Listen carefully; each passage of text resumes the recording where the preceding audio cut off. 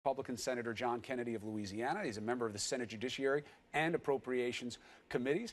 We want to talk about health care with you and what's going on and how it will affect Americans. But I do want to get your take on your level of concern about all of this palace intrigue. And in fact, that phrase may cheapen it. These seem like real concerns that are going on.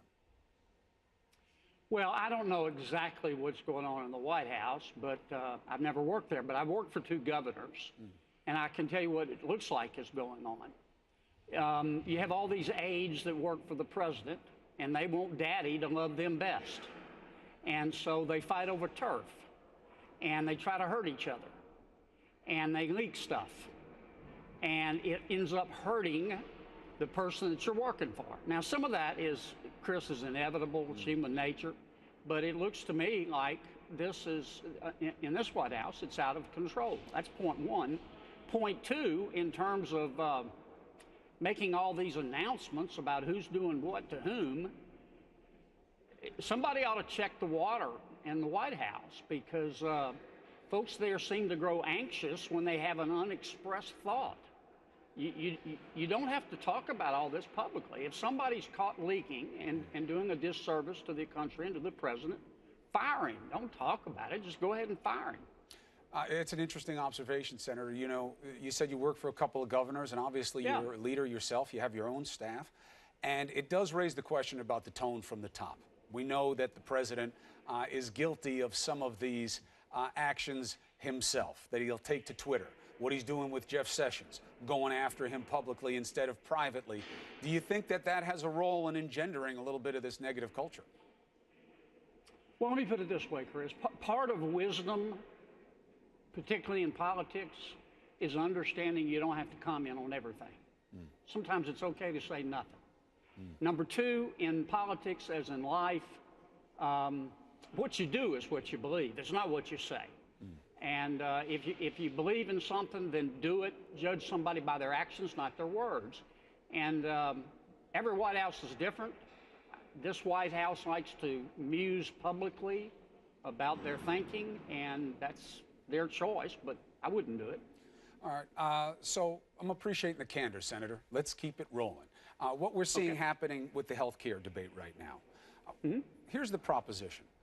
Why don't Republicans just own what you really want to do?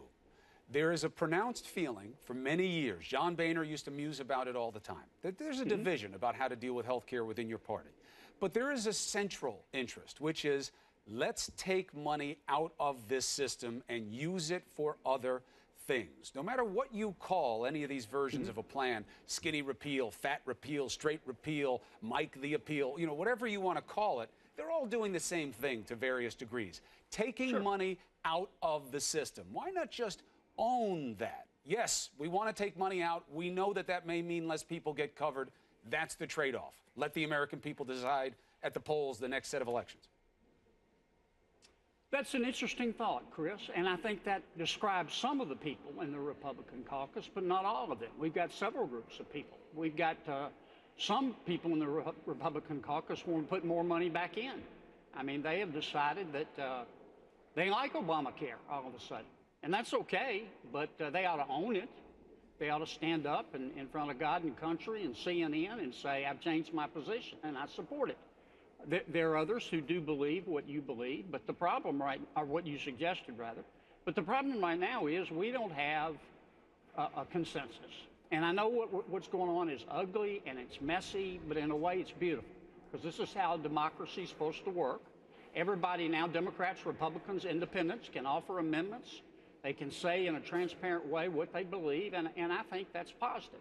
I will say this, and I think this is true on both sides of the aisle. We do have some folks kind of like the lion in The Wizard of Oz. They're looking for courage. They don't quite want to say what they believe, and I think now's the time. We've talked about it enough. Let's vote. And if you believe in something, stand up and say it and own it. And if you change your mind, stand up and say, I've changed my mind, and here's why. Well, Senator, it would be good to get some plain speak so the American people can judge it. We'll see what you all come up with, and you are always welcome on this show to test the ideas and put it before the American people. Thank you, Chris. Always. Thank you, sir, for taking the opportunity.